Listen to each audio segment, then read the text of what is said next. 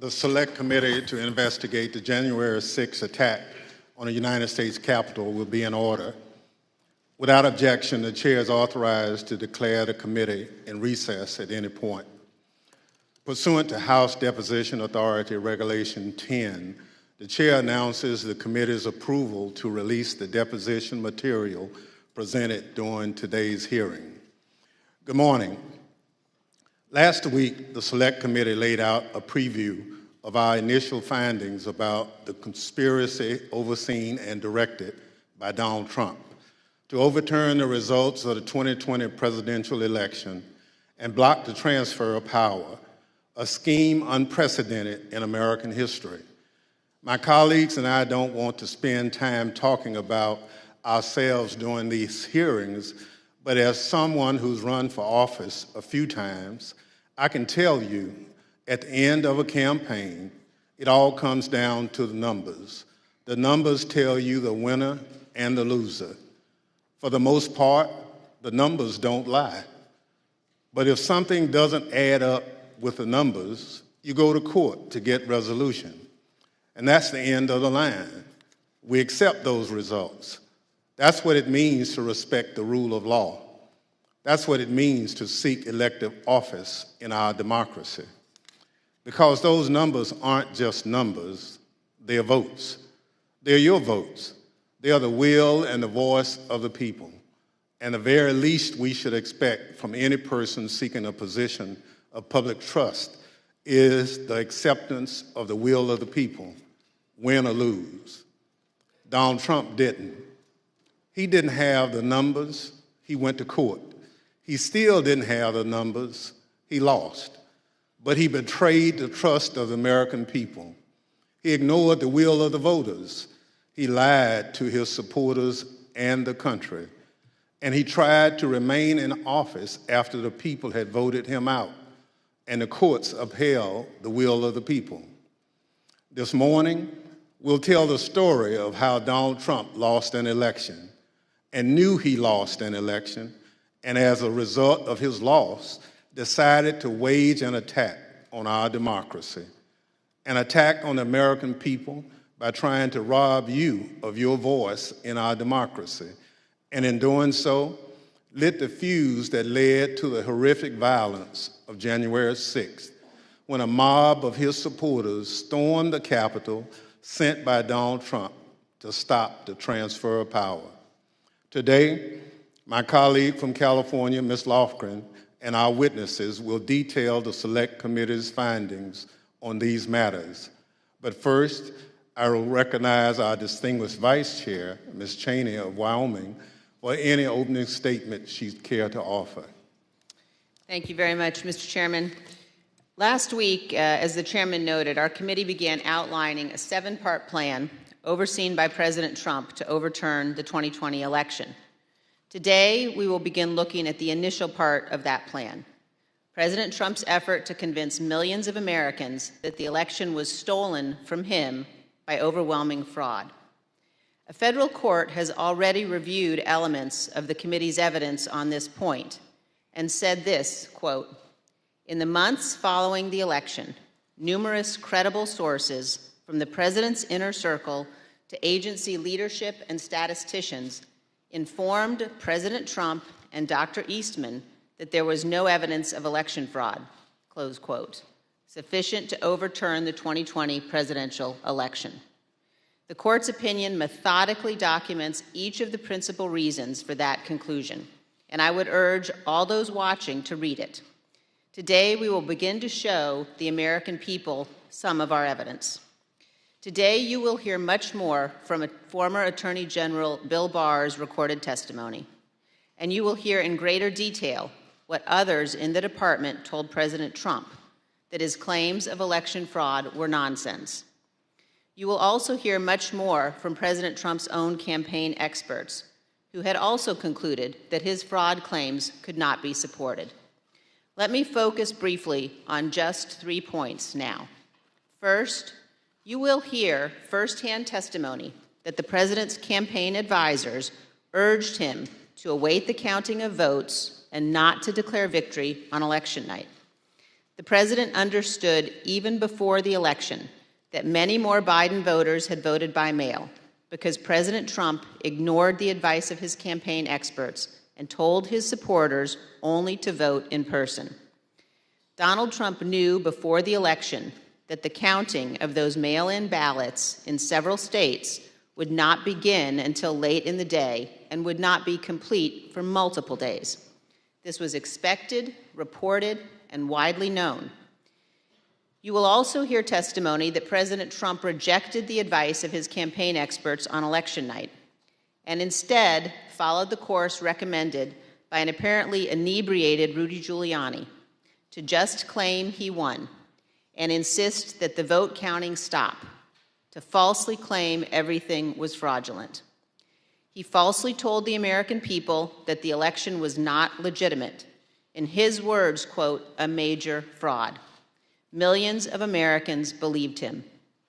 Second, pay attention to what Donald Trump and his legal team said repeatedly about Dominion voting machines.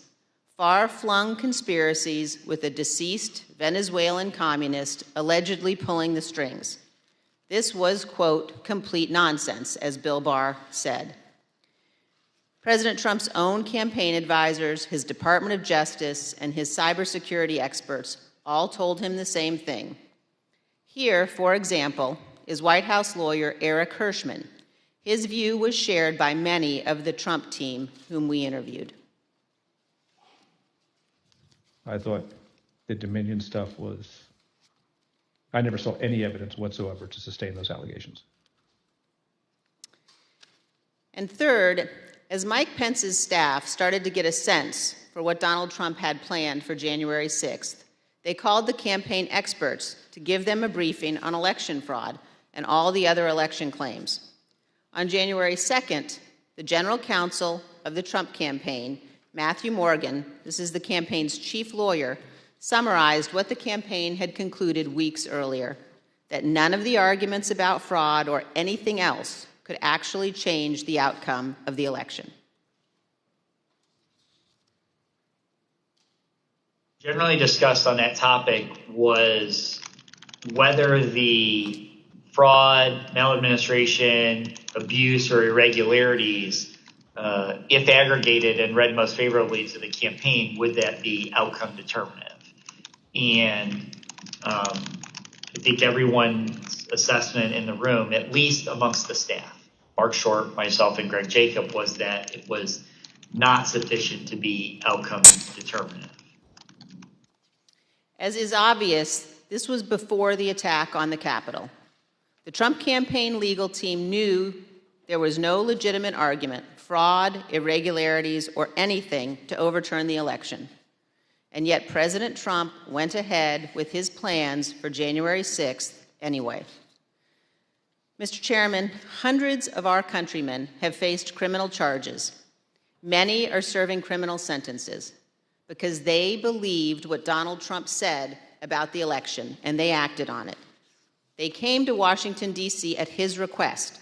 They marched on the Capitol at his request. And hundreds of them besieged and invaded the building at the heart of our constitutional republic. As one conservative editorial board put it recently, quote, Mr. Trump betrayed his supporters by conning them on January 6th, and he is still doing it. Another conservative editorial board that has long supported President Trump said last week, Donald Trump, quote, won't stop insisting that 2020 was stolen, even though he has offered no proof that that is true. And this, Donald Trump now, quote, clings to more fantastical theories, such as Dinesh D'Souza's debunked 2,000 mules, even as recounts in Arizona, Georgia, and Wisconsin confirm Trump lost. Those are the correct conclusions to draw from the evidence gathered by this committee. We have much more evidence to show the American people on this point than we can reasonably show in one hearing. But today, we will begin. Thank you, Mr. Chairman. I yield back. Without objection, the chair recognizes the gentlewoman from California, Ms. Lofgren, for an opening statement. Well, thank you, Mr. Chairman. In our opening hearing, we gave an overview of our investigation into the January 6th attack. The plot to overthrow the election was complex and had many parts, which we'll explore in remaining hearings. But today, we examine the false narrative that the 2020 election was, quote, stolen. Former President Trump's plan to overturn the election relied on a sustained effort to deceive millions of Americans with knowingly false claims of election fraud. All elements of the plot relied on convincing his supporters about these false claims. Today, we'll demonstrate the 2020 election was not stolen. The American people elected President Joe Biden. We'll present evidence that Mr. Trump's claims of election fraud were false, that he and his closest advisors knew those claims were false, but they continued to peddle them anyway, right up until the moments before a mob of Trump supporters attacked the Capitol. We'll also show that the Trump campaign used these false claims of election fraud to raise hundreds of millions of dollars from supporters who were told their donations were for the legal fight in the courts. But the Trump campaign didn't use the money for that. The big lie was also a big ripoff. The former president laid the groundwork for these false claims well in advance of the election. As early as April 2020, Mr. Trump claimed that the only way he could lose an election would be as a result of fraud. You know the things with bundling and all of the things that are happening with votes by mail, where thousands of votes are gathered, and I'm not going to say which party does it, but thousands of votes are gathered and they come in and they're dumped in a location, and then all of a sudden you lose elections that you think you're going to win. The only way we're going to lose this election is if the election is rigged. Remember that. It's the only way we're going to lose this election. This is going to be a fraud like you've never seen. Did you see what's going on? Take a look at West Virginia, mailmen selling the ballots. They're being sold. They're being dumped in rivers. This is a horrible thing for our country. This is not going to end well. Mr. Trump decided even before the election that regardless of the facts and the truth, if he lost the election, he would claim it was rigged. Mr. Trump was right about one thing. It did not end well. On election night, Mr. Trump claimed even before the votes were counted that his loss was a result of fraud. Now, Thursday, we had testimony from Attorney General Barr about the Department of Justice investigation of Mr. Trump's fraud claims. Barr told Trump directly that his claims were BS. Yet, after hearing the truth and that warning from the AG, Mr. Trump continued to peddle the false claims of fraud. You'll hear detailed testimony from Attorney General Barr describing the various election fraud claims the Department of Justice investigated. He'll tell you how he told Mr. Trump repeatedly that there was no merit to those claims.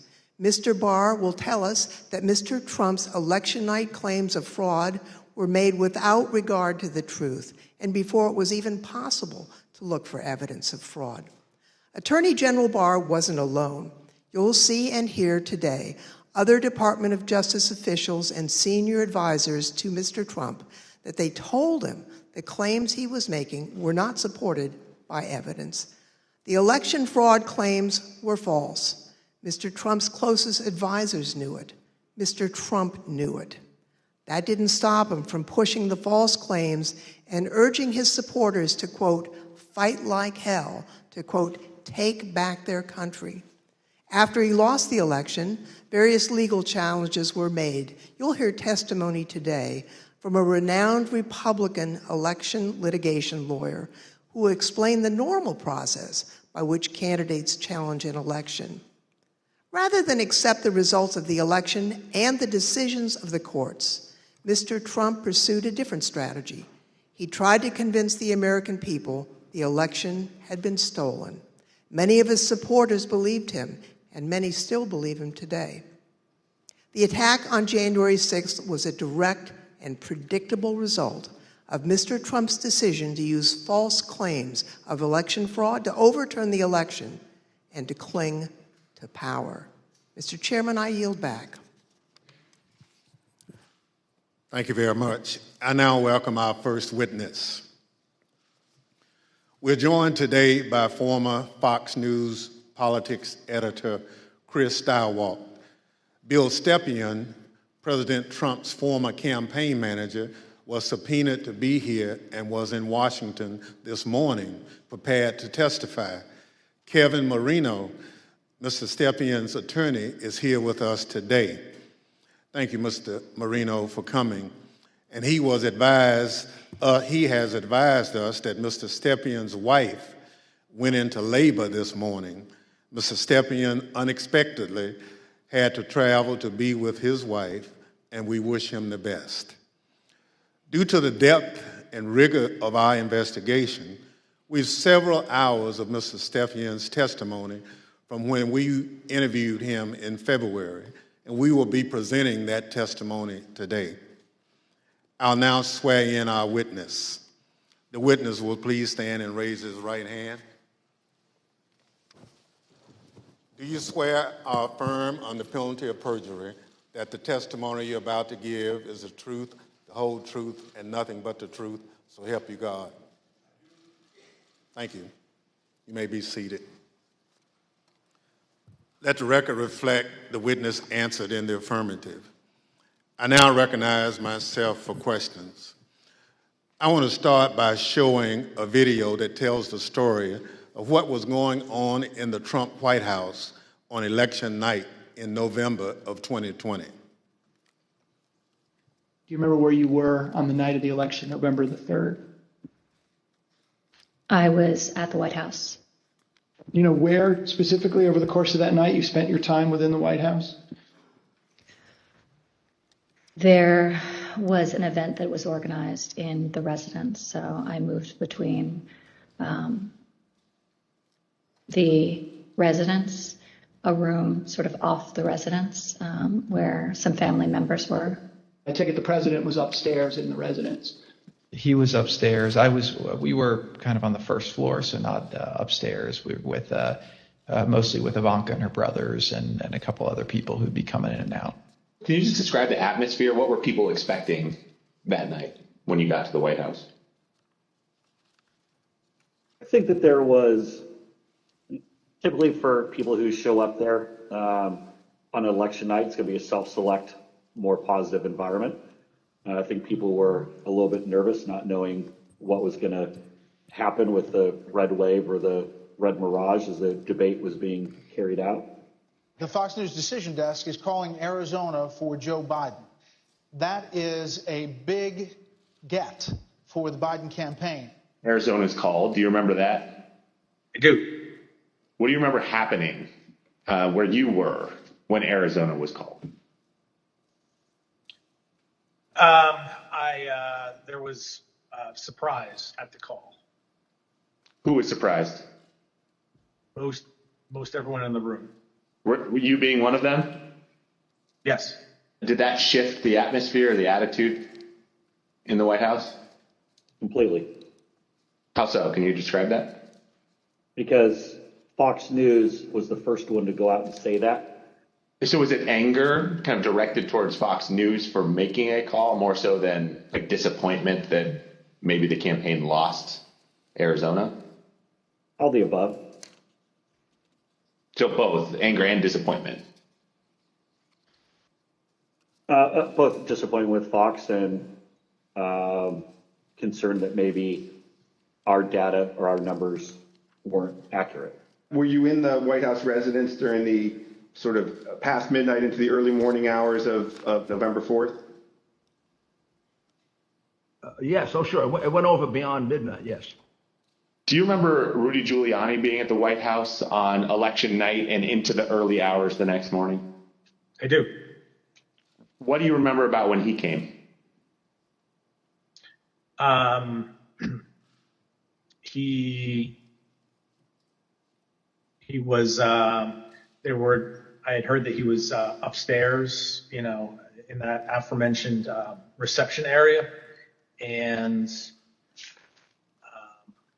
he was looking to talk to the president, and it was suggested instead that he come talk to several of us down off the map room. You said that you had heard that Mr. Giuliani wanted to talk to the president, and then he was directed your way. Did you end up talking to Mr. Giuliani when he was directed your way? I did. What was that conversation? A lot of conversations were directed my way. A few of us, myself, Jason Miller, Justin Clark, and Mark Meadows, gathered in a room off the map room to listen to whatever Rudy presumably wanted to say to the president.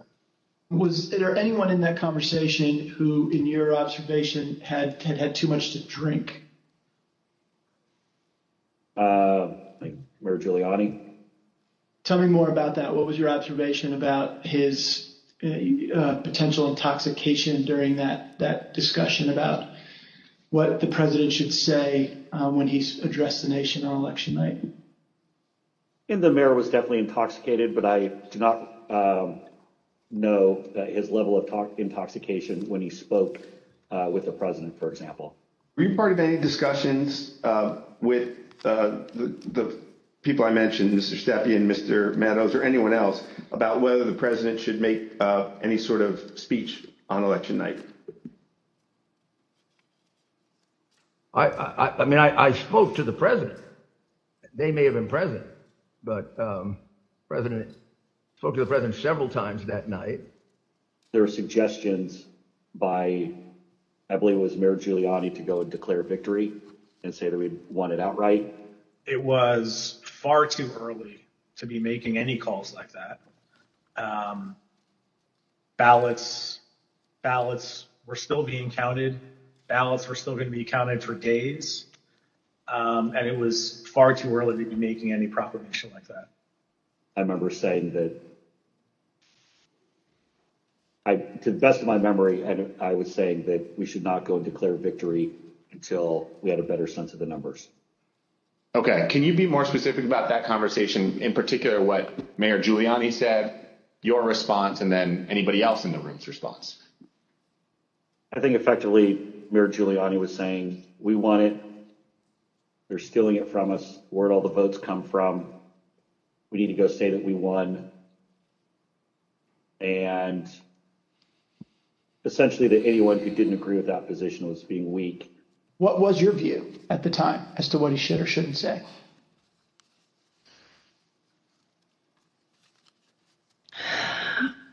I don't know that I had a firm view as to what he should say in that circumstance. The results were still being counted. It was becoming clear that the race would not be called on election night. My belief, my recommendation was to say that votes were still being counted. It's too early to tell, too early to call the race, but we proud of the race we ran, and we think we're in good position, and we'll have more to say about this the next day or the next day, whenever we had something to say. And did anybody who was a part of that conversation disagree with your message? Yes. Who was that? The president disagreed with that. I don't recall the particular words. He thought I was wrong. He told me so, and that they were gonna go he was gonna go in a different direction. This is a fraud on the American public. This is an embarrassment to our country. We were getting ready to win this election. Frankly, we did win this election.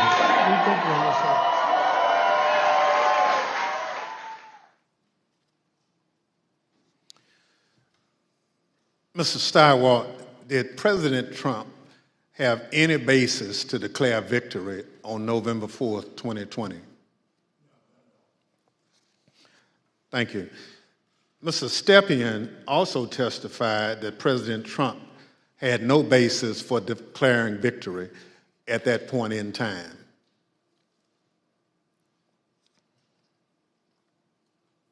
my belief, my recommendation was to say that votes were still being counted.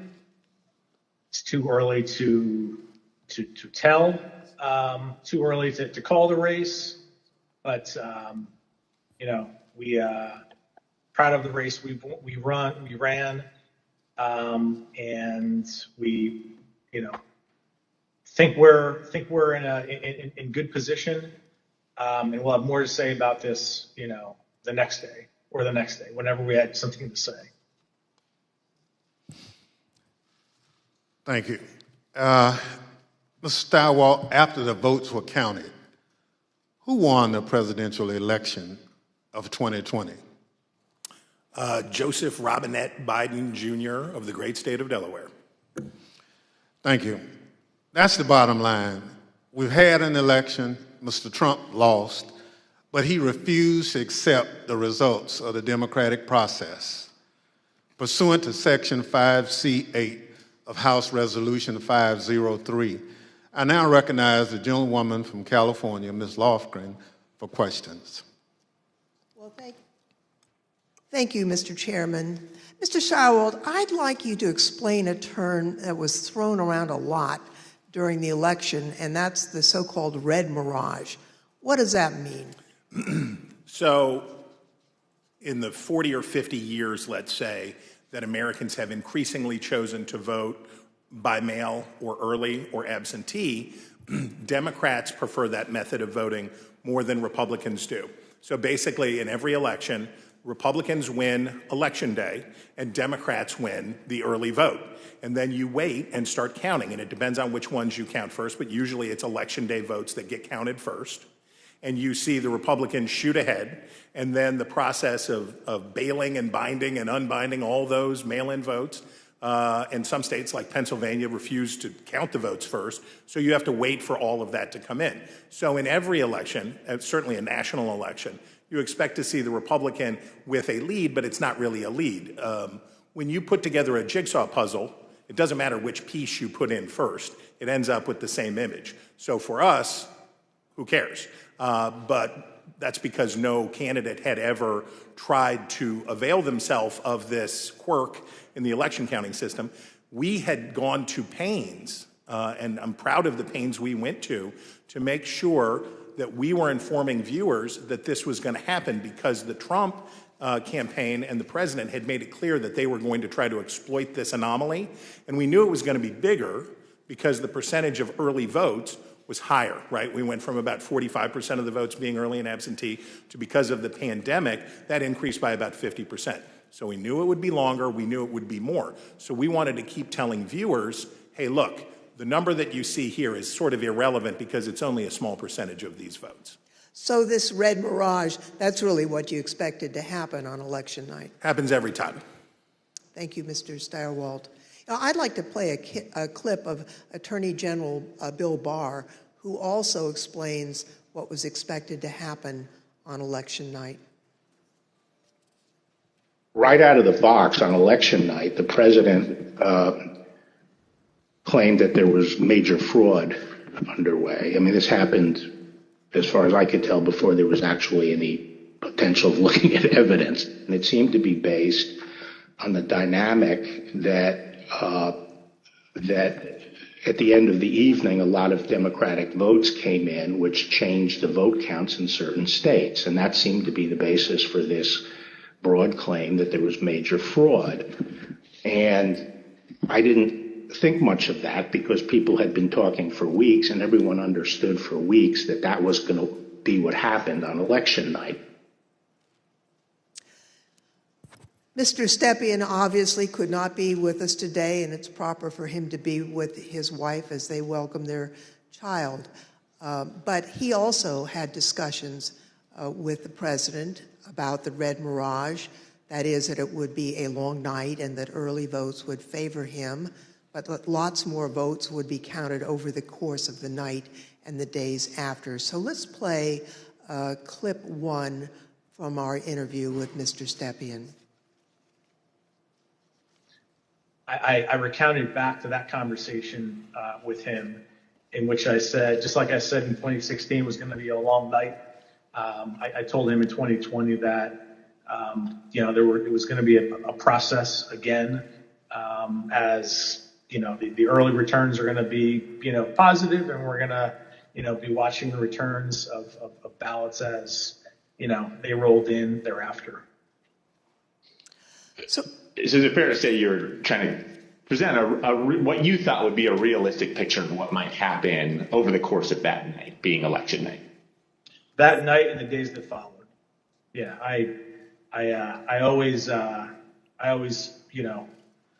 told the president the truth, and I think he expected that from me, and I told him it was going to be a process. It was going to be, we're going to have to wait and see how this turned out. So I just like I did in 2016, I did the same thing in 2020. So let's watch a short clip of President Trump speaking after he received that information from his campaign advisors. We want all voting to stop. We don't want them to find any ballots at 4 o'clock in the morning and add them to the list. So when former President Trump said that, it contradicted what his advisors had warned would happen. We all know that mail-in ballots played an important role in the 2020 election. However, President Trump continuously discouraged mail-in voting. Mr. Stepien was so concerned about the president's position on mail-in voting that in the summer of 2020, he met with President Trump along with House Minority Leader Kevin McCarthy. Let's play clip 4. Meeting that was had, in particular, I invited Kevin McCarthy to join the meeting, he being of like mind on the issue with me, in which we made our case for why we believed mail-in voting not to be a bad thing for his campaign. But the president's mind was made up, and he understands, how many times to, go to the well on a particular topic. Yeah, I understand. Tell me a little bit more about the argument that you and Mr. McCarthy made to the president in that meeting as to why it wasn't a bad thing that mail-in voting was available. Largely two pillars to that argument, both of which I've previously mentioned. One, leaving a good deal to chance, pushing or urging your voters to vote only on election day leaves a lot to chance. That's A. And B, also previously mentioned, the fact that the Trump campaign, the Republican National Committee, the Republican Party had an advantage of grassroots workers and volunteers on the ground that would allow, an advantage to enhance return rates of ballots that were mailed. Those were the two pillars of the argument. I see. And what, if anything, do you recall Representative McCarthy saying during that meeting? We were echoing the same argument. I mean, his words echoed mine, and vice versa on those two topics. Mr. Stirewalt, you were at the decision desk at Fox News on election night, and you called Arizona early for President Biden, which was controversial. How did you make that call, and where did you think the race stood in the early hours of the next day? Well, it was really controversial to our competitors, who we beat so badly by making the correct call first. Our decision desk was the best in the business, and I was very proud to be a part of it. Because we had partnered with the Associated Press and the National Opinion Research Center at the University of Chicago, thanks to my colleague and friend Arnon Mishkin, had built a wonderful device for forecasting the outcomes of elections. So we had a different set of data than our competitors did. We had more research, and we had a better system, and we had a great team. So what you're waiting to see is, do the actual votes match up with the expectations in the poll? The real votes are testing the quality of your poll in targeted precincts and in targeted places. And let me tell you, our poll in Arizona was beautiful, and it was doing just what we wanted it to do, and it was cooking up just right.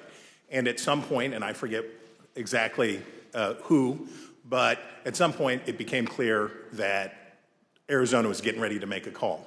So we, my boss, Bill Salmon, said we're not making any call until everybody says yes, because that was always our policy, unanimity. And you have to understand, in this room, you have, the best. People from academia, Democrats, Republicans, a broad cross-section of people who had worked together for a decade, who are really serious about this stuff. So we knew it would be a consequential call because it was one of 5 states that really mattered, right? Wisconsin, Michigan, Pennsylvania, Georgia, Arizona were the ones that we were watching. We knew it would be significant to call any one of those 5, but we already knew Trump's chances were very small and getting smaller based on what we had seen. So we were able to make the call early. We were able to beat the competition. We looked around the room, everybody says yay, and on we go. And by the time we found out how much everybody was freaking out and losing their minds over this call, we were already trying to call the next state. We had already moved on. We were to Georgia, we were to North Carolina, we were looking at these other states. So we thought we were pleased, but not surprised. I see. After the election, as of November 7th, in your judgment, what were the chances of President Trump winning the election? After that point? Yes. None. I mean, I guess it's always possible that you could have, a truckload of ballots be found somewhere, I suppose. But once you get into this space, ahead of today, I thought about what are the largest margins that could ever be overturned by a recount, and the kind of stuff that we heard Mike Pence talking about, sounding like a normal Republican that night when he said, we'll keep every challenge. Nothing like that. In a recount, you're talking about hundreds of votes. When we think about calling a race, one of the things that we would think about is it outside the margin of a recount? And when we think about that margin, we think about, in modern history, you're talking about 1,000 votes, 1,500 votes at the way, way outside. Normally, you're talking about hundreds of votes, maybe 300 votes that are going to change. So the idea that through any normal process in any of these states, remember, he had to do it thrice, right? He needed 3 of these states to change.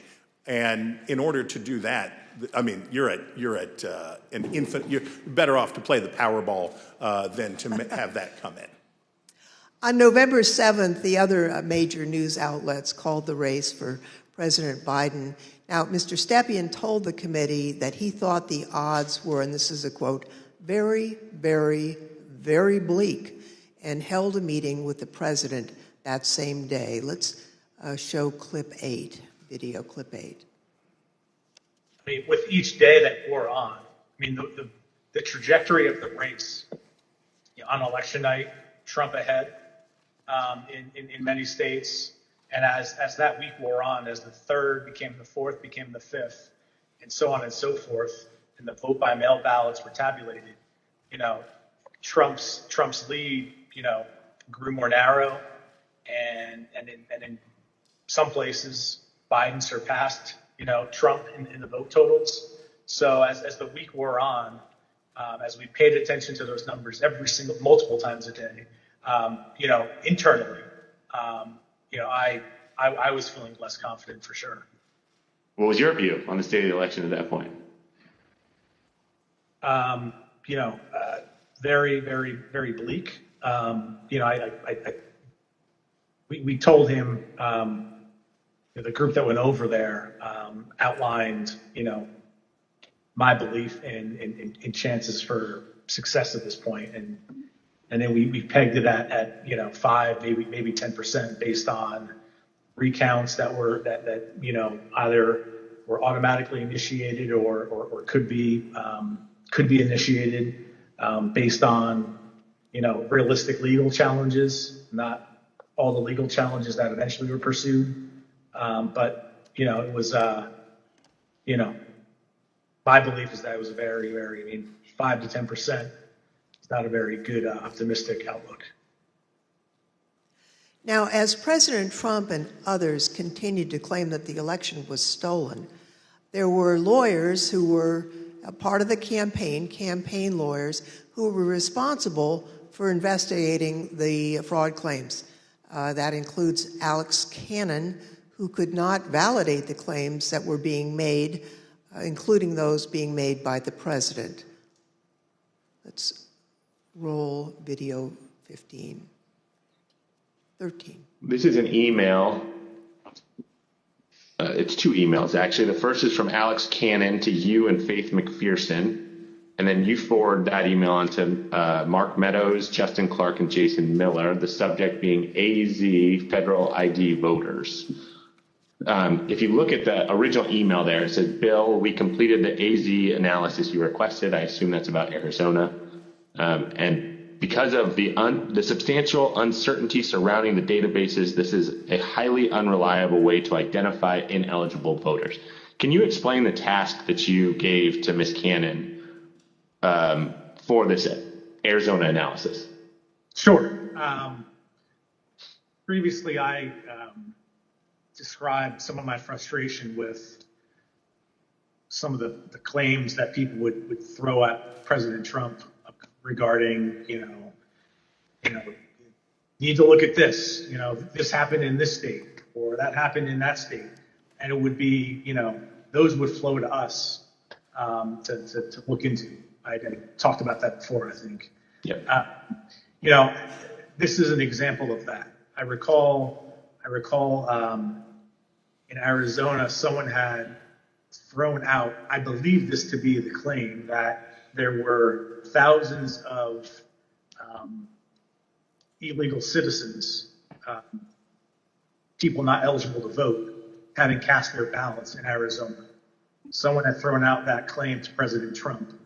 And with, the margins being as close as they were, as I previously described, that could potentially matter. So this wild claim is thrown out, which, on its face didn't seem, realistic or possible to me. I asked Alex to look at the claim, and I haven't read this full email, but I recall the response to that. The reality of that was not illegal citizens voting in the election. I think it was like overseas voters voting in the election. So obviously, people who were eligible to vote. When these findings were passed up the chain to President Trump, he became frustrated and he replaced the campaign's legal team. Let's play clip 14. I think the president, it was during the second week where things like you displayed were occurring, where he was, growing increasingly unhappy with, his team, me, less so because I was less involved at this point, but still me, growing increasingly unhappy with Justin Clark. And that kind of, paved the way for, Justin to be moved out and Mayor Giuliani to be moved in as the person in charge of, the legal side of the campaign and for all intents and purposes, the campaign at that point. Now, when Mr. Stepien became campaign manager, he was the second Trump campaign manager for the 2020 race, and there were only about 115 days until Election Day. So let's play the video. I inherited a campaign that was, the day I was hired was, I believe, President Trump's low point in the 2020 daily average polling against President Biden. It was a campaign at a low point in the polls. It was structurally and fiscally deficient.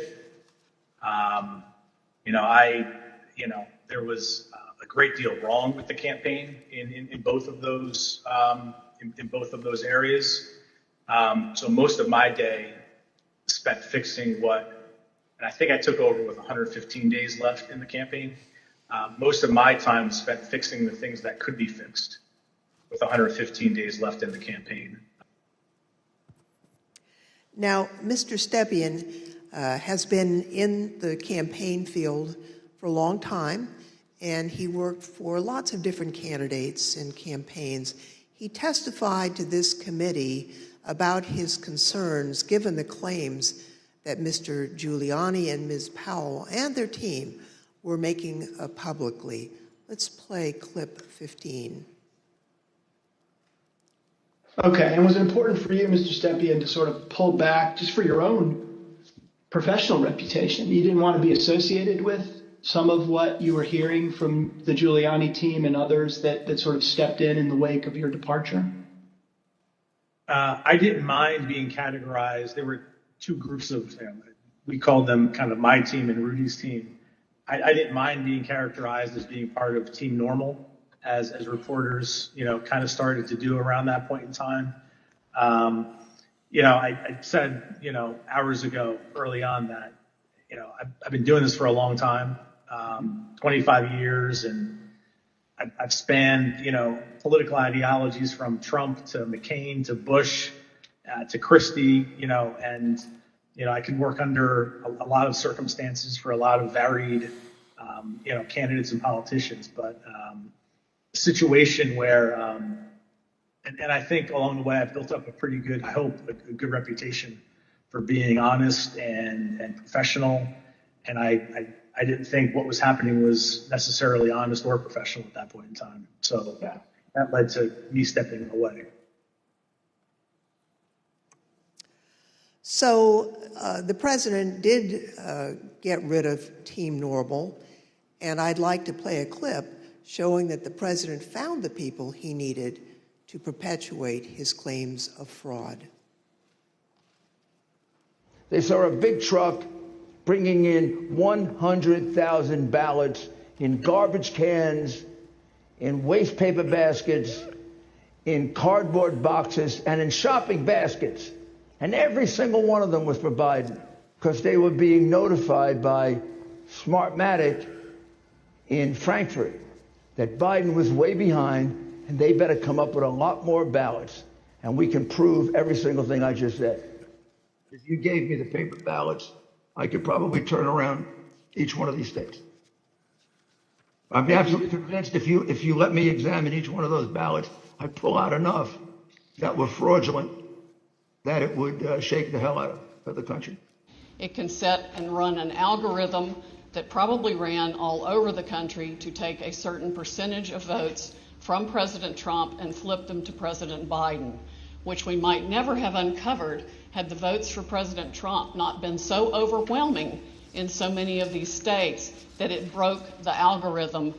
I remember that one of the things Mark said at some point was, you can't show an actual vote was flipped, which I found at the time to be a remarkable assertion because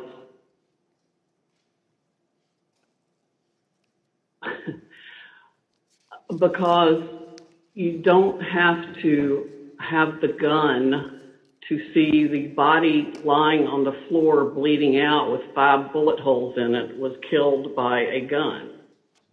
What they were proposing, I thought was nuts.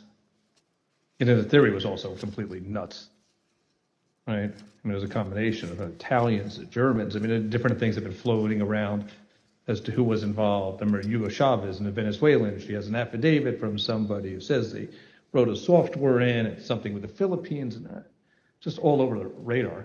Did you ever share, Mr. Kushner, your view of Mr. Giuliani? Did you ever share your perspective about him with the president?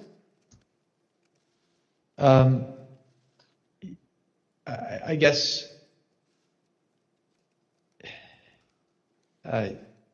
yes.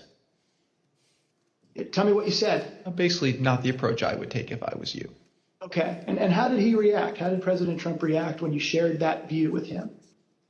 We said, I have confidence in Rudy. I think I had conversations with probably all of our council who are signed up to assist on Election Day as they disengaged with the campaign. the general consensus was that the law firms were not comfortable making the arguments that Rudy Giuliani was making publicly. I seem to recall that I had a similar conversation with most all of them. I made it clear I did not agree with the idea of saying the election was stolen and putting out this stuff, which I told the president was bullshit. And, I didn't want to be a part of it, and that's one of the reasons that went into me deciding to leave when I did. Even Sidney Powell, defending herself in a defamation lawsuit brought by Dominion Voting Systems, argued that, quote, no reasonable person would conclude that her statements were truly statements of fact. Mr. Chairman, I yield back. I thank the witness for joining us today. The first panel is now dismissed.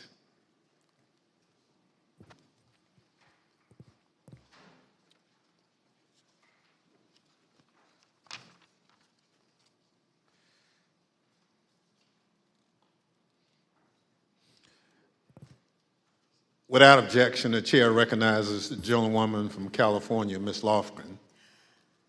Thank you, Mr. Chairman.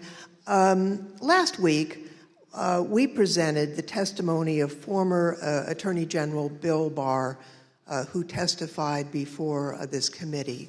Today, we present additional evidence, including his testimony that former President Trump started making claims of election fraud immediately after the election, and that Barr concluded the claims were untrue. Now, due to the length of Attorney General Barr's testimony, we're only going to include relevant portions at the hearing today. So let's play the video. The department, in fact, when we received specific and credible allegations of fraud, made an effort to look into these to satisfy ourselves that they were without merit. And I was in the posture of trying to figure out, there was an avalanche of all these allegations of fraud that built up over a number of days, and it was like playing whack-a-mole because something would come out one day and then the next day it would be another issue. Also, I was influenced by the fact that all the early claims that I understood were completely bogus and silly and usually based on complete misinformation. And so I didn't consider the quality of claims right out of the box to give me any, feeling that there was really substance here. For the first time since the election, the Attorney General spoke personally with the President on November 23rd, and this was at the White House. Let's play the video, please.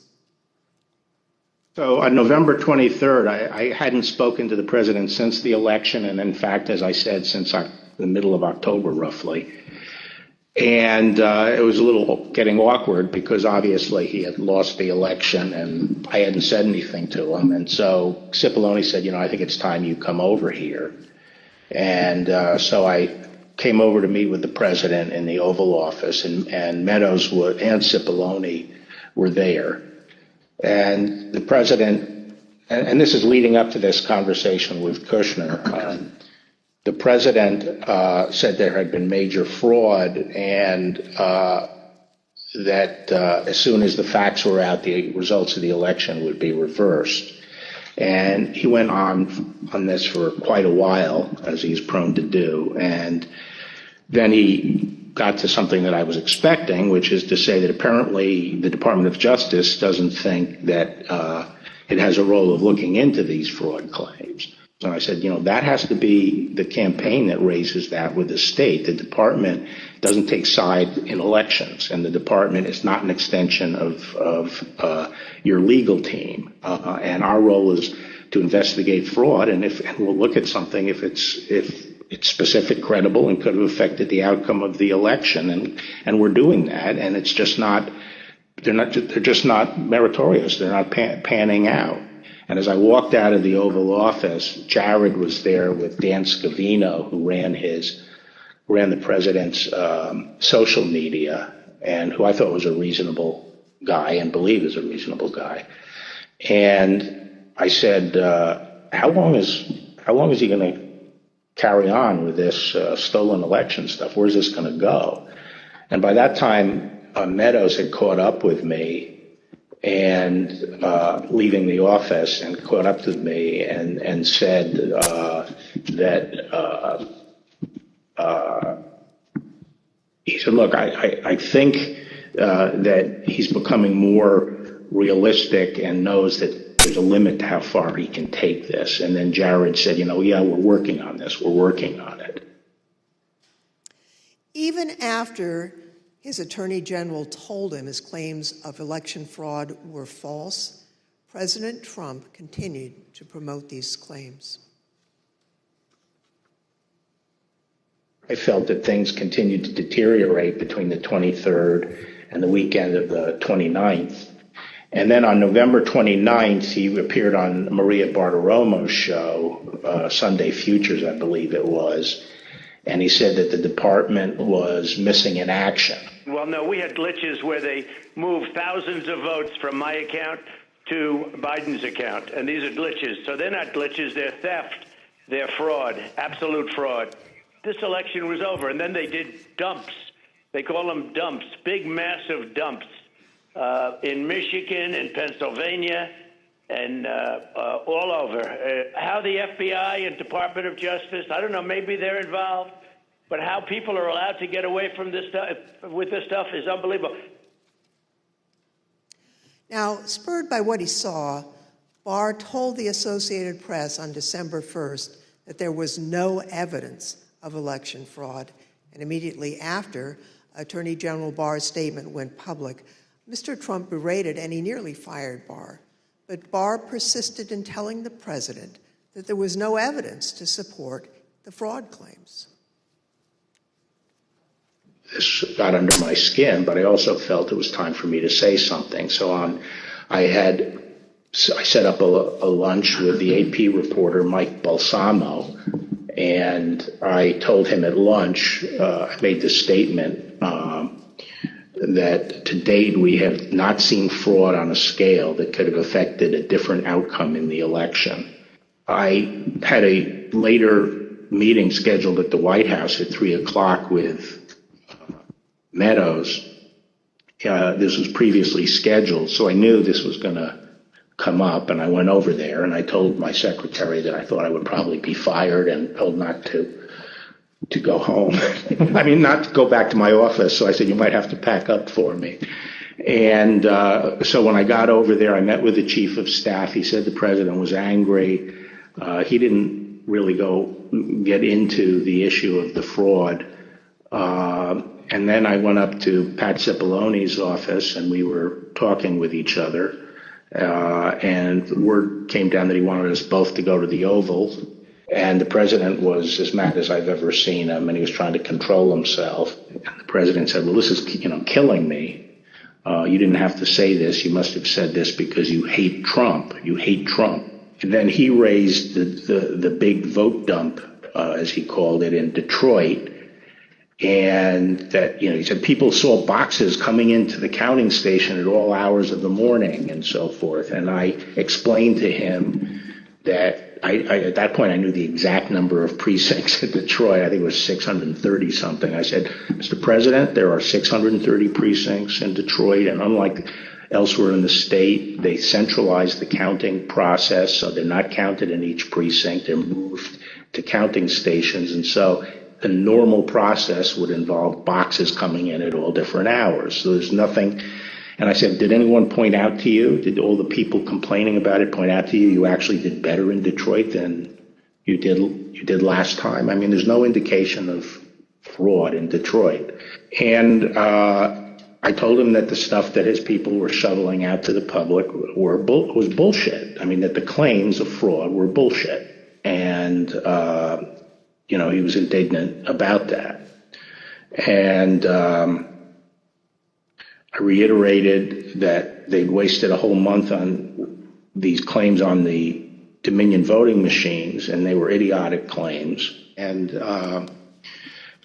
I specifically raised the Dominion voting machines, which I found to be among the most disturbing allegations. Disturbing in the sense that I saw absolutely zero basis for the allegations, but they were made in such a sensational way that they obviously were influencing a lot of people, members of the public, that there was this systemic corruption in the system and that their votes didn't count and that these machines controlled by somebody else were actually determining it, which was complete nonsense.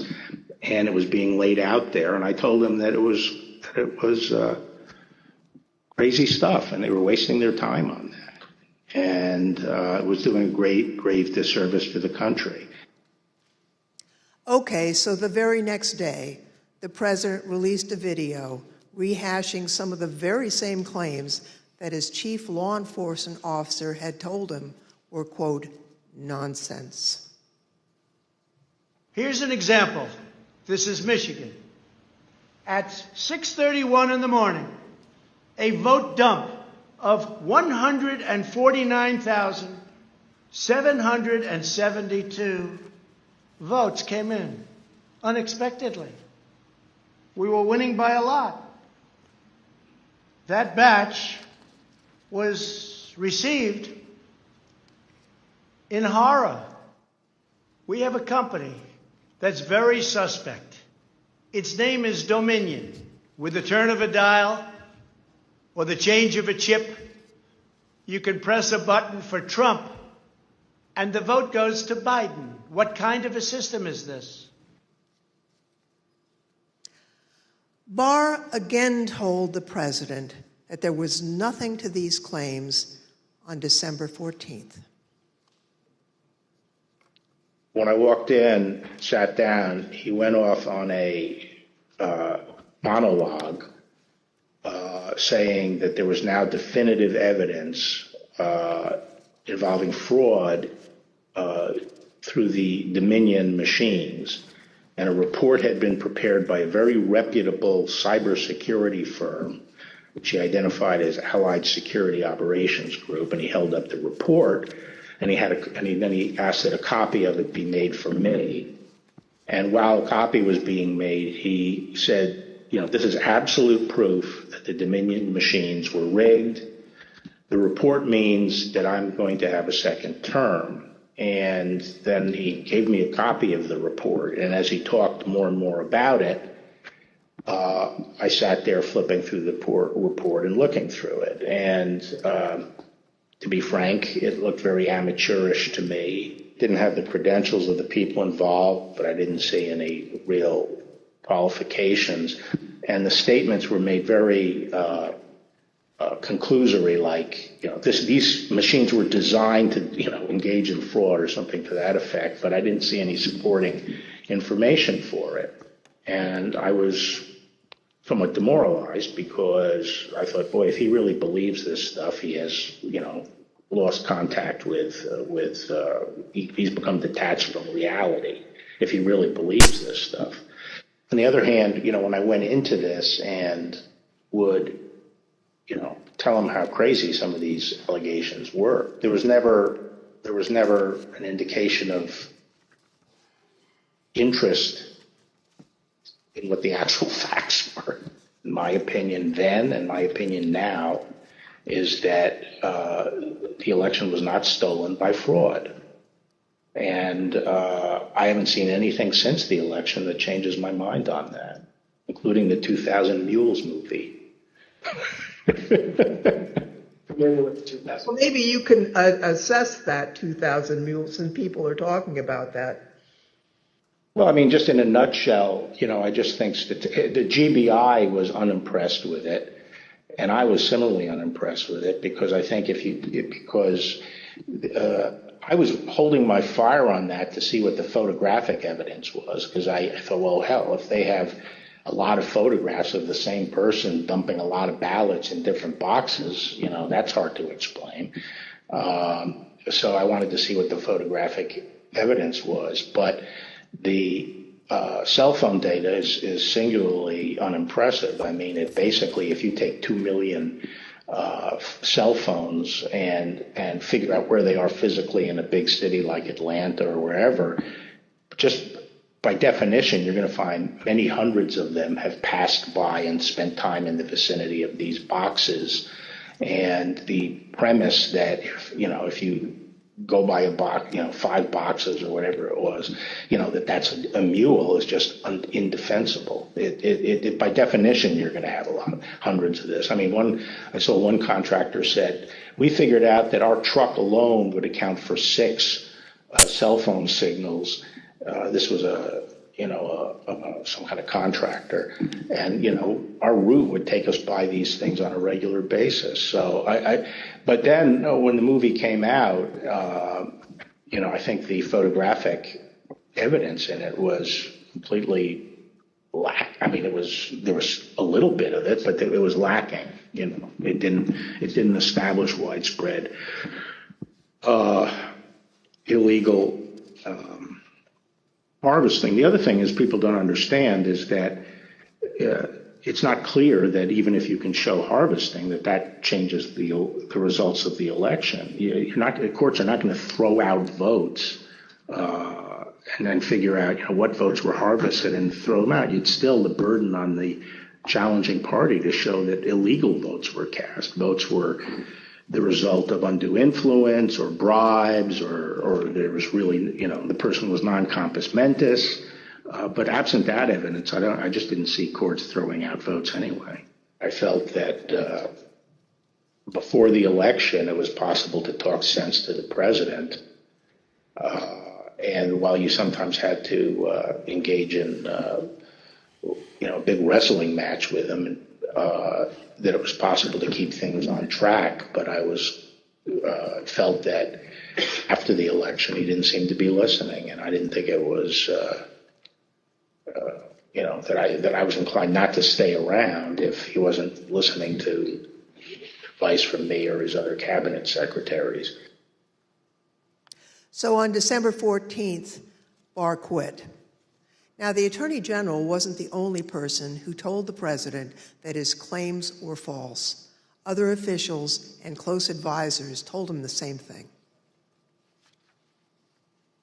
Other than try to address a counterfactual or a hypothetical, let me just say there were instances where the president would say, people are telling me this, or I've heard this, or I saw on television, this impropriety in Atlanta or Pennsylvania or something, and we were in a position to say, our people have already looked at that, and we know that you're getting bad information, that's not correct. It's been demonstrated to be incorrect, from our point of view, and been debunked. A month and a half or so after the election day, and at that meeting, various allegations of fraud were discussed, and Eric and Pat didn't, told the group, the president included, that none of those allegations had been substantiated to the point where they could be the basis for any litigation challenge to the election. President Trump's own vice president and his top advisors also knew that there wasn't evidence to support the claims that the president was making. Anyone else other than Mr. Meadows who asked you about the status outside of your legal group, Mr. Morgan and the others you mentioned, anyone else who asked you the status of what you were finding in your assessment of it? Yes, sir. Who's that? Peter Navarro. When did you talk to Mr. Navarro? Mid-November. Around the same time as Mr. Meadows? Yes, sir. And tell me about that conversation. I recall him asking me questions about Dominion and maybe some other categories of allegations of voter fraud.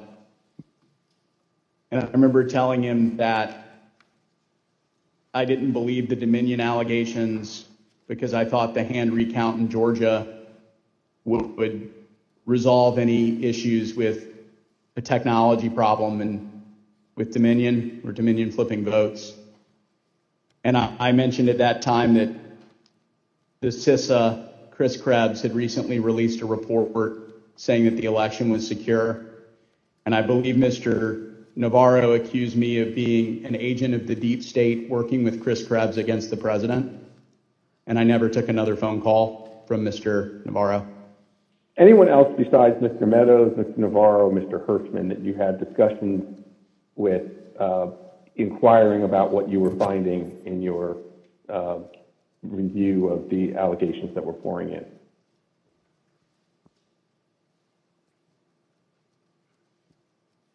I believe I had about a 15-second conversation with the vice president about it as well. When was that? During one of the visits to the White House. I don't know which one. I think it was the first one in November. I had met him briefly at the campaign, and he remembered me and saw me. And he asked what I was doing on the campaign, and I told him that, we were looking into some of the issues related to voter fraud. And he asked me, I don't remember his exact words, but he asked me if we were finding anything. And I said that I didn't believe we were finding it, or I was not personally finding anything sufficient to alter the results of the election. And he thanked me. That was our interaction. At a later hearing, you'll hear live testimony from the former acting Deputy Attorney General of the Department of Justice, Rich Donoghue. But now I'd like to play a portion of his testimony. I tried to, again, put this in perspective and to try to put it in very clear terms to the president. And I said something to the effect of, sir, we've done dozens of investigations, hundreds of interviews. The major allegations are not supported by the evidence developed. We've looked in Georgia, Pennsylvania, Michigan, Nevada. We're doing our job. Much of the info you're getting is false. And then I went into, for instance, this thing from Michigan, this report about 68% error rate. Reality is it was only 0.0063% error rate, less than 1 in 15,000. So the president accepted that. He said, okay, fine, but what about the others? And again, this gets back to the point that there were so many of these allegations that when you gave him a very direct answer on one of them, he wouldn't fight us on it, but he would move to another allegation. So then I talked about a little bit about the Pennsylvania truck driver. This is another allegation that had come up. And this claim was by a truck driver who believed, perhaps honestly, that he had transported an entire tractor-trailer truck full of ballots from New York to Pennsylvania. And this was, again, out there in the public and discussed. And I essentially said, look, we looked at that allegation. We looked at both ends, both the people who load the truck and the people who unload the truck. And that allegation was not supported by the evidence. Again, he said, okay. And then he said, no, I didn't mention that one. What about the others? And I said, okay, well, with regard to Georgia, we looked at the tape, we interviewed the witnesses. There is no suitcase. The president kept fixating on this suitcase that supposedly had fraudulent ballots and that the suitcase was rolled out from under the table. And I said, no, sir, there is no suitcase. You can watch that video over and over. There is no suitcase. There is a wheeled bin where they carry the ballots, and that's just how they move ballots around that facility. There's nothing suspicious about that at all. I told them that there was no multiple scanning of the ballots. One part of that allegation was that they were taking one ballot and scanning it through 3 or 4 or 5 times to rack up votes, presumably for Vice President Biden. I told him that the video did not support that. Then he went off on double voting at the top of the next page. He said, dead people are voting. Indians are getting paid to vote. He meant people on Native American reservations. He said there's lots of fraud going on here. Told him flat out that much of the information he's getting is false and or just not supported by the evidence. We look at the allegations, but they don't pan out. Mr. Barr and his advisors were not the only ones who determined that the president's allegations regarding Dominion voting machines were false. So, Mr. Chairman, I ask unanimous consent to include in the record of this hearing reports issued by the Department of Homeland Security's Cybersecurity and Infrastructure Security Agency, otherwise known as CISA, that addressed and rejected the claims of manipulation of voting machines in the 2020 election. Without objection, so ordered. Thank you, Mr. Chairman. I also ask unanimous consent to include in the record a report prepared by the Michigan Senate Oversight Committee that disproved claims of election fraud in Michigan, as well as a statement by 59 of the country's leading election security scientists, noting the absence of any credible evidence that the 2020 election had been altered through technical compromise, and 5 other reports from organizations and individuals confirming there was no widespread fraud in the 2020 election or describing the spread of the former president's lies. Without objection, so ordered. Thank you, Mr. Chairman, and I yield back. Pursuant to the order of the committee for today, the chair declares the committee in recess for a period of approximately 10 minutes.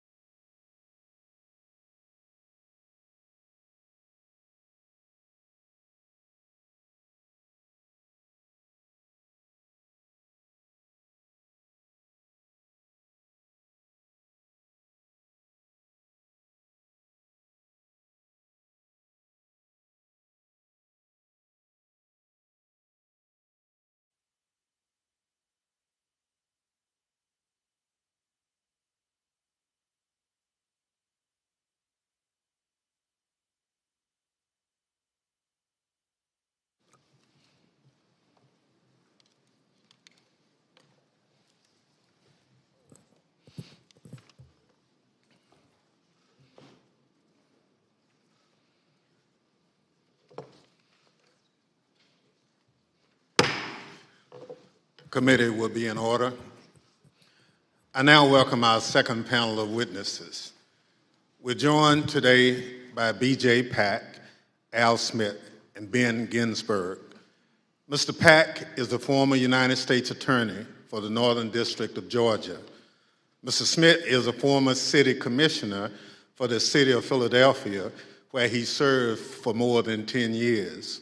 Mr. Ginsberg is one of the leading election law attorneys in the country and has represented Republican presidential candidates in election litigation dating back to 2000, where he represented George W. Bush in the Bush v. Gore litigation. I will now swear in our witnesses. Please stand and raise your right hand. Do you swear or affirm on the penalty of perjury that the testimony you're about to give is the truth, the whole truth, and nothing but the truth? So help you God. Thank you. Please be seated.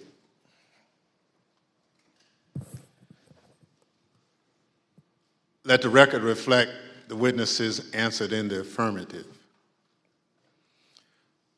Pursuant to Section 5C8 of House Resolution 503, I now recognize the gentlewoman from California, Ms. Lofgren, for questions. Thank you, Mr. Chairman.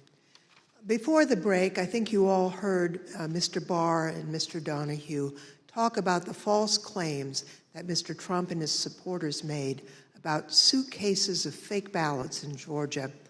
We have a witness here today who thoroughly investigated that issue. Mr. Pack, I want to thank you for appearing before us today.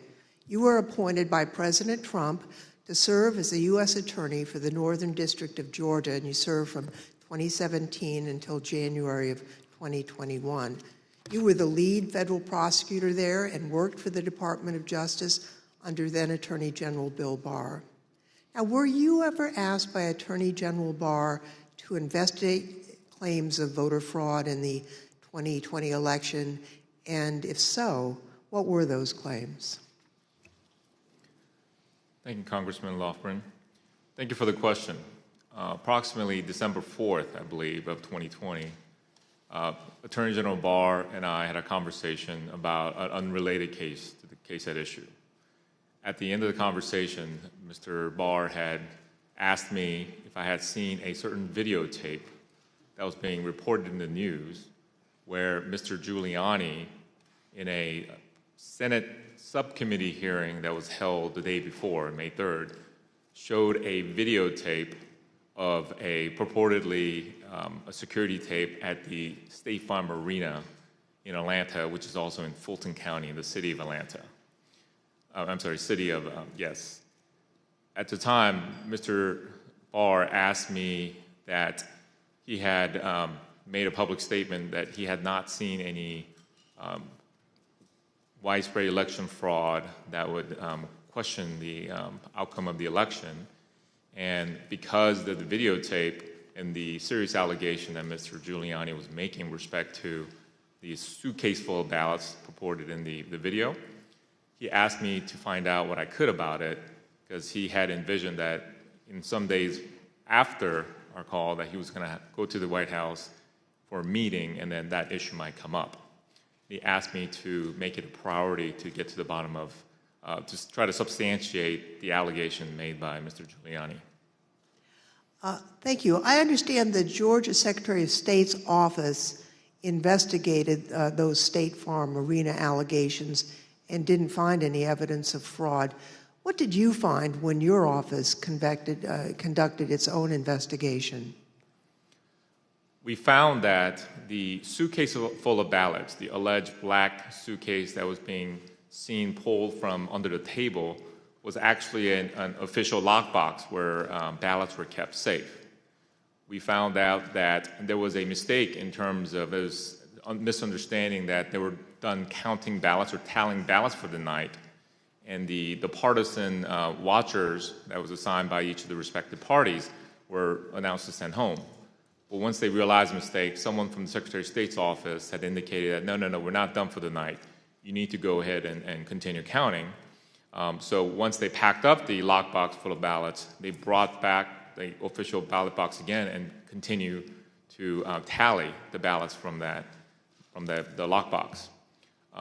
Unfortunately, during the Senate hearing, Mr. Giuliani only played a clip that showed them pulling out the official ballot box from under the table and referring to that as a smoking gun of fraud in Fulton County. But in actuality, in review of the entire video, it showed that that was actually an official ballot box that was kept underneath the tables.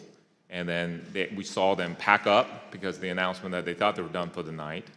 And then once the announcement was made that you should continue counting, they brought the ballot box out and they continued to count. The FBI interviewed the individuals that are depicted in the videos that purportedly were double, triple counting of the ballots, and determined that nothing irregular happened in the counting, and the allegations made by Mr. Giuliani were false.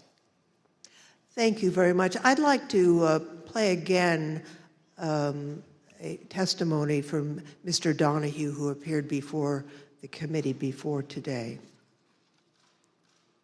Mr. Donahue, we talked at some length about whether or not the White House or the president was informed about the Antrim report.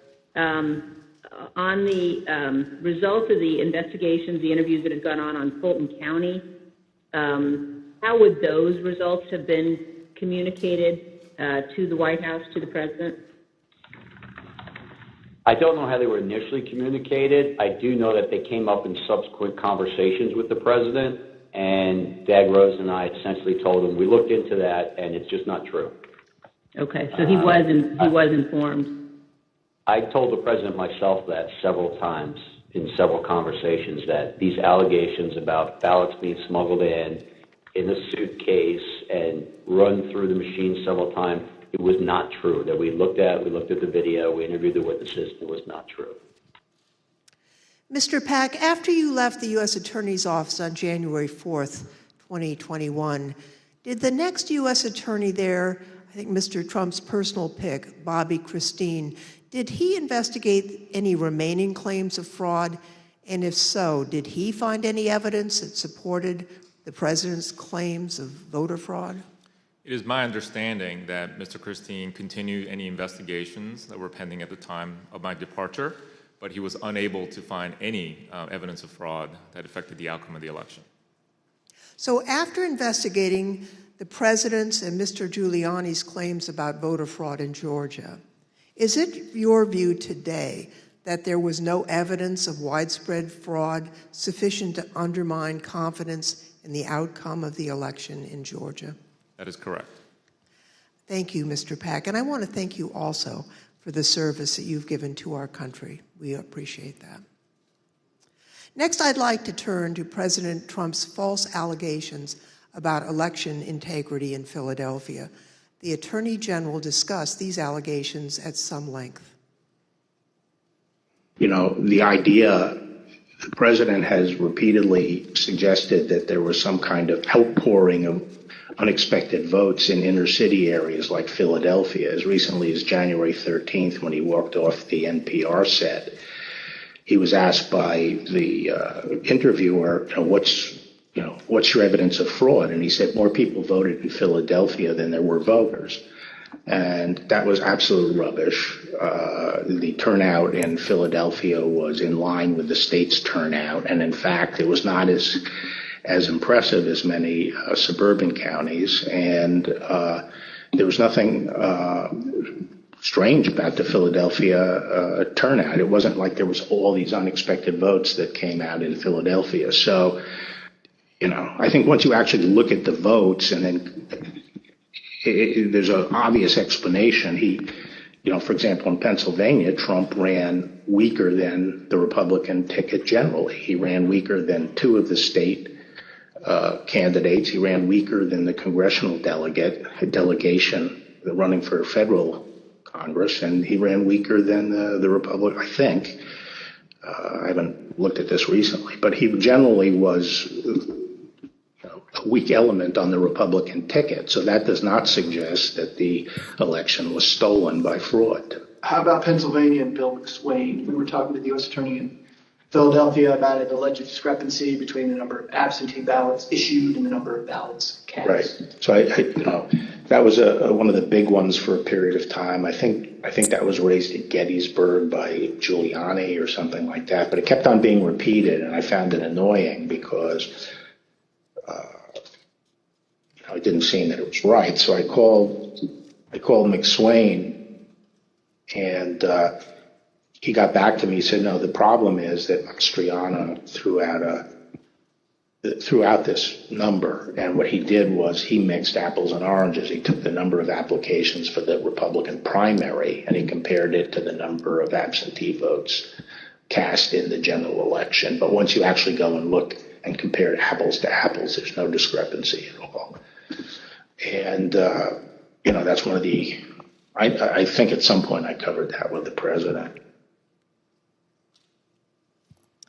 We have another witness here today who has detailed knowledge about the election process in Philadelphia.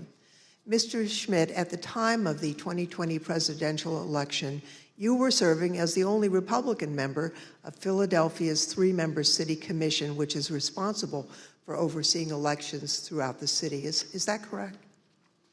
That's correct, Congressperson.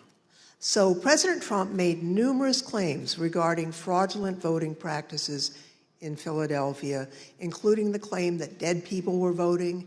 In fact, Mr. Giuliani told Pennsylvania state legislators that 8,000 dead people voted in Pennsylvania. You investigated those claims of voter fraud. Can you tell us what you found? Not only was there not evidence of 8,000 dead voters voting in Pennsylvania, there wasn't evidence of 8. We took seriously every case that was referred to us, no matter how fantastical, no matter how absurd, and took every one of those seriously, including these. As it turns out, even Mr. Trump's campaign lawyers knew that the dead voter claims weren't valid.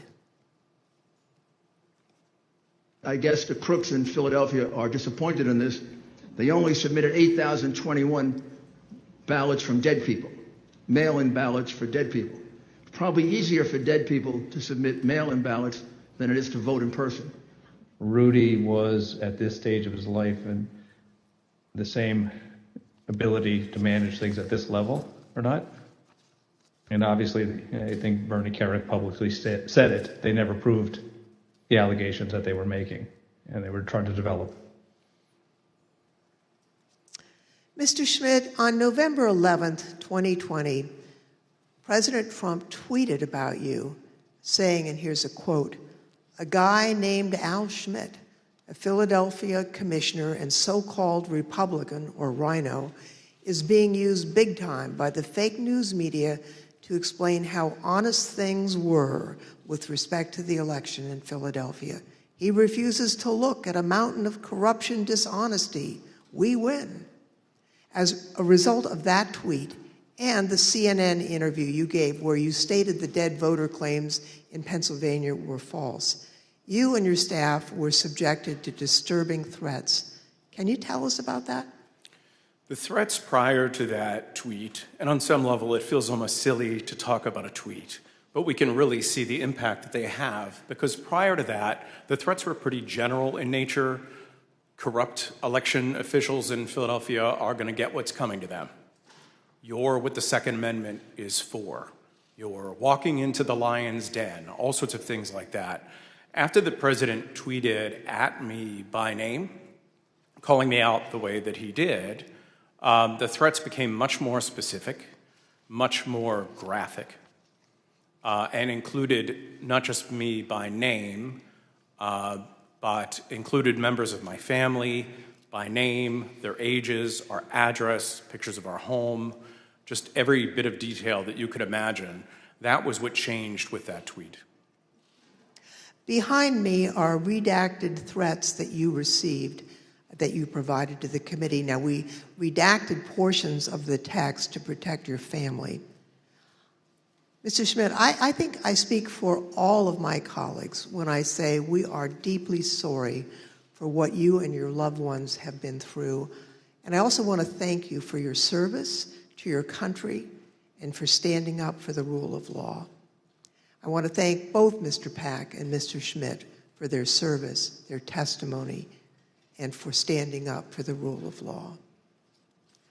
Now I'd like to turn to another subject. The courts in our country provide a legitimate venue for campaigns to challenge what they view as irregular election practices. Now, courts have the final say on how the law applies to those challenges. We have a renowned legal expert here to address the Trump campaign's activities in court. Mr. Ginsburg, you've spent your entire career representing Republicans in election-related litigation. You served as the National Counsel on Republican presidential campaigns in 2000, in 2004, and in 2012. You played a key role in the 2000 Florida recount that led to the Supreme Court's decision in Bush v. Gore. You served as the co-chair of the Presidential Commission on Election Administration. I think it's fair to say you're the most prominent Republican lawyer who's litigated in the election field. Now, you've analyzed the Trump campaign's litigation pretty carefully. What's the normal process for post-election litigation? How is the Trump campaign's different from the kinds of post-election litigation you've been involved in and know about? In the normal course of things, any campaign on the night of the election and the days after will do a couple of different things. One is that they'll analyze precinct results to look for abnormalities in the results, and they'll send people to those precincts to ask more questions. Secondly, all campaigns will have poll watchers and poll workers and observers in the polling place. And so campaigns will talk to those people if they saw any irregularities that could cause problems in the election. Now, the Trump campaign talked pre-election about having 50,000 poll workers. So presumably, they did have eyes on the ground in all these places. And so in the normal course of things, a campaign will analyze the reports that come in. Trump campaign had a couple of basic problems, however. Number one, the 2020 election was not close. In 2000, that was 537 and close. In this election, the most narrow margin was 10,000 and something in Arizona, and you just don't make up those sorts of numbers in recounts. And when the claims of fraud and irregularities were made, you've heard very compelling testimony from Mr. Stepien, from Matt Morgan, from Alex Cannon about those claims and how they didn't believe them. And so that put the Trump campaign on sort of a process of bringing cases without the actual evidence that you have to have in which the process is designed to bring out. So are you aware of any instance in which a court found the Trump campaign's fraud claims to be credible? No, there was never that instance. In all the cases that were brought, and I've looked at the more than 60 that include more than 180 counts, and no, the simple fact is that the Trump campaign did not make its case. The Select Committee has identified 62 post-election lawsuits filed by the Trump campaign and his allies between November 4th, 2020 and January 6th, 2021. Those cases resulted in 61 losses and only a single victory, which actually didn't affect the outcome for either candidate. Despite those 61 losses, President Trump and his allies claim that the courts refused to hear them out, and as a result, they never had their day in court. Mr. Ginsburg, what do you say about the claims that Mr. Trump wasn't given an opportunity to provide the evidence they had of voter fraud? Did they have their day in court? They did have their day in court. About half of those cases that you mentioned were dismissed at the procedural stage for a lack of standing. The proper people didn't bring the case, or there wasn't sufficient evidence and it got dismissed on a motion to dismiss. But in the other, there was discussion of the merits that that was contained in the complaints. And in no instance did a court find that the charges of fraud were real. And it's also worth noting that even if the Trump campaign complained that it did not have its day in court, there have been post-election reviews in each of the 6 battleground states that could have made a difference. And those ranged from the somewhat farcical Cyber Ninjas case in Arizona to the Michigan Senate report that was mentioned earlier, the hand recount in Georgia that Mr. Pack addressed. And in each one of those instances, there was no credible evidence of fraud produced by the Trump campaign or his supporters. Thank you. You know, as Mr. Ginsburg has explained, there are no cases where the Trump campaign was able to convince a court that there was widespread fraud or irregularities in the 2020 election. Over and over, judges appointed by Democrats and Republicans alike directly refuted this false narrative. They called out the Trump campaign's lack of evidence for its claims, and the judges did that even in cases where they could have simply thrown out the lawsuit without writing a word. You can see behind me a few excerpts from the decisions in these 62 cases. The Trump campaign's lack of evidence was criticized by judges across the political spectrum. In Pennsylvania, a Trump-appointed judge concluded, quote, "Charges require specific allegations and proof. We have neither here."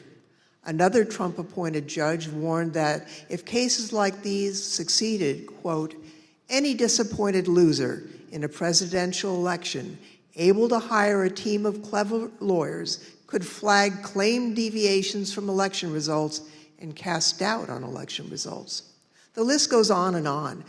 Allegations are called, quote, "an amalgamation of theories, conjecture, and speculation."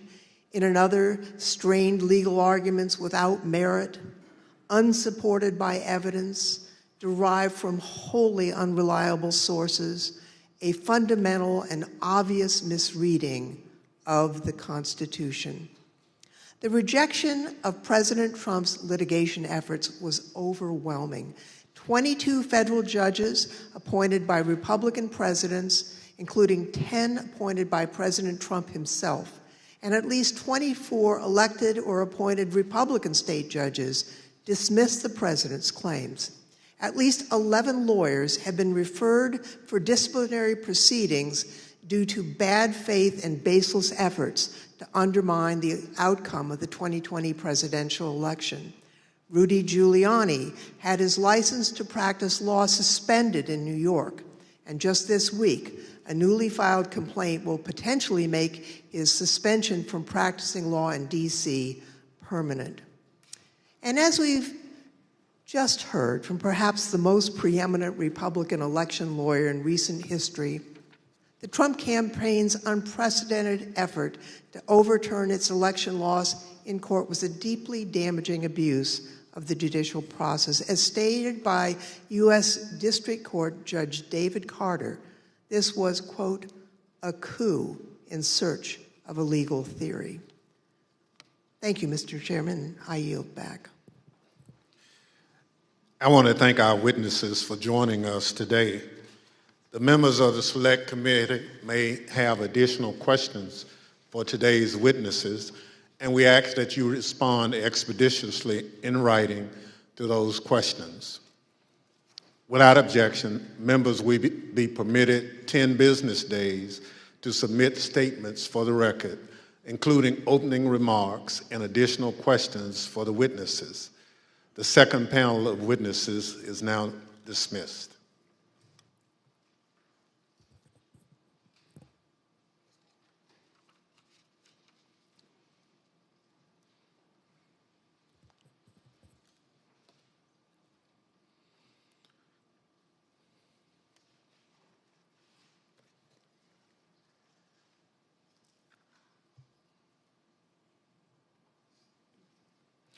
Without objection, the chair recognizes the gentlewoman from California, Ms. Lofgren, for a closing statement. Thank you, Mr. Chairman. Now that we understand the litigation efforts by President Trump and his allies, I'd like to present additional actions taken by the Trump campaign during this time. President Trump continued to push the stolen election narrative, even though he and his allies knew that their litigation efforts, making the same claim, had failed. Now, it's worth pointing out that litigation generally does not continue past the safe harbor date of December 14th. But the fact that this litigation went on, well, that decision makes more sense when you consider the Trump campaign's fundraising tactics. Because if the litigation had stopped on December 14th, there would have been no fight to defend the election and no clear path to continue to raise millions of dollars. Mr. Chairman, at this time, I'd ask for unanimous consent to include in the record a video presentation describing how President Trump used the lies he told to raise millions of dollars from the American people. These fundraising schemes were also part of the effort to disseminate the false claims of election fraud. Without objection, so My name is Amanda Wick, and I'm Senior Investigative Counsel with the House Select Committee to investigate the January 6th attack on the United States Capitol. Between Election Day and January 6th, the Trump campaign sent millions of fundraising emails to Trump supporters, sometimes as many as 25 a day. The emails claimed the, quote, left-wing mob was undermining the election, implored supporters to, quote, step up to protect the integrity of the election, and encouraged them to, quote, fight back. But as the Select Committee has demonstrated, the Trump campaign knew these claims of voter fraud were false, yet they continued to barrage small-dollar donors with emails, encouraging them to donate to something called the Official Election Defense Fund. The Select Committee discovered no such fund existed. I don't believe there is actually a fund called the Election Defense Fund. Is it fair to say the Election Defense Fund was another, I think we called it a marketing tactic? Yes. And tell us about these funds as marketing tactics. Just a topic matter where money could potentially go to be, how money could potentially be used. The claims that the election was stolen were so successful, President Trump and his allies raised $250 million, nearly $100 million in the first week after the election. On November 9th, 2020, President Trump created a separate entity called the Save America PAC. Most of the money raised went to this newly created PAC, not to election-related litigation. The Select Committee discovered that the Save America PAC made millions of dollars of contributions to pro-Trump organizations, including $1 million to Trump Chief of Staff Mark Meadows' charitable foundation, $1 million to the America First Policy Institute, a conservative organization which employs several former Trump administration officials, $204,857 to the Trump Hotel Collection, and over $5 million to Event Strategies, Inc., the company that ran President Trump's January 6th rally on the Ellipse. All of us here today do not want to see our election victory stolen by emboldened radical left Democrats, which is what they're doing. The evidence developed by the Select Committee highlights how the Trump campaign aggressively pushed false election claims to fundraise, telling supporters it would be used to fight voter fraud that did not exist. The emails continued through January 6th, even as President Trump spoke on the Ellipse. 30 minutes after the last fundraising email was sent, the Capitol was breached.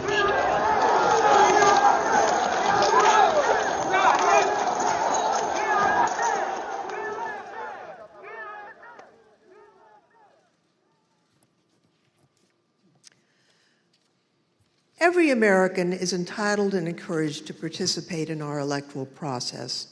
Political fundraising is part of that. Small dollar donors use scarce disposable income to support candidates and causes of their choosing, to make their voices heard. And those donors deserve the truth about what those funds will be used for.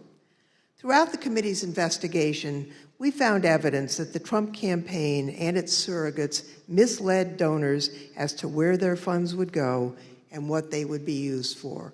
So not only was there the big lie, there was the big ripoff. Donors deserve to know where their funds are really going. They deserve better than what President Trump and his team did. Mr. Chairman, I yield back. Without objection, the chair recognizes the gentlewoman from Wyoming, Ms. Cheney, for a closing statement. Thank you very much, Mr. Chairman. Mr. Chairman, I would like to thank all of our witnesses today, and I'd also like to, in particular, wish Mr. Stepien and his family all the best on the arrival of a new baby. Today's hearing, Mr. Chairman, was very narrowly focused, and in the coming days, you will see the committee move on to President Trump's broader planning for January 6th, including his plan to corrupt the Department of Justice and his detailed planning with lawyer John Eastman to pressure the Vice President, state legislatures, state officials, and others to overturn the election.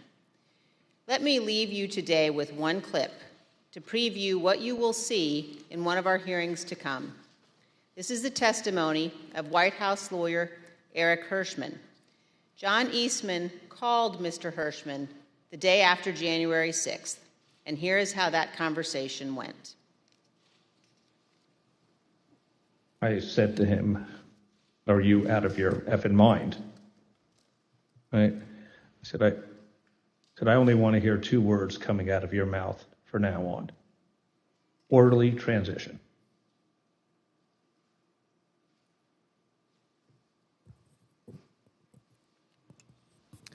Thank you, Mr. Chairman. I yield back.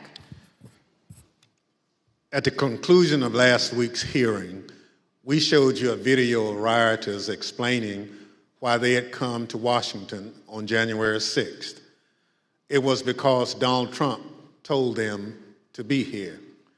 Today we heard about some of the lies Donald Trump embraced and amplified when it became clear he didn't have the numbers of votes to win the election.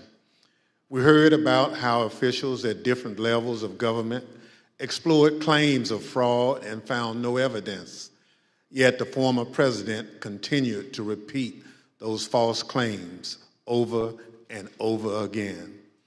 Today, we'll end things where we did on Thursday, back on January 6th, hearing words of individuals who wanted to stop the transfer of power. We know they were there because of Donald Trump. Now we hear some of the things they believed. Without objection, I enter into the record a video presentation. I know exactly what's going on right now. Fake election.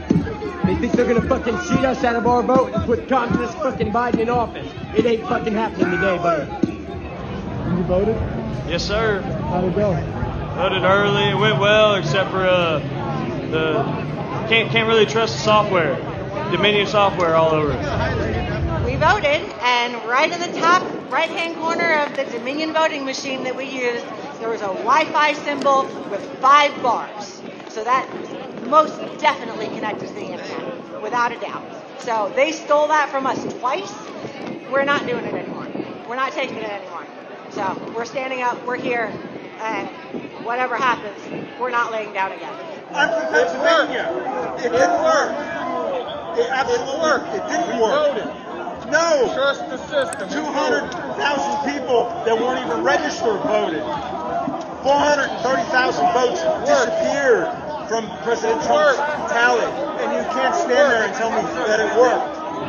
I don't want to say that what we're doing is right. But if the election is being stolen, what is it going to take?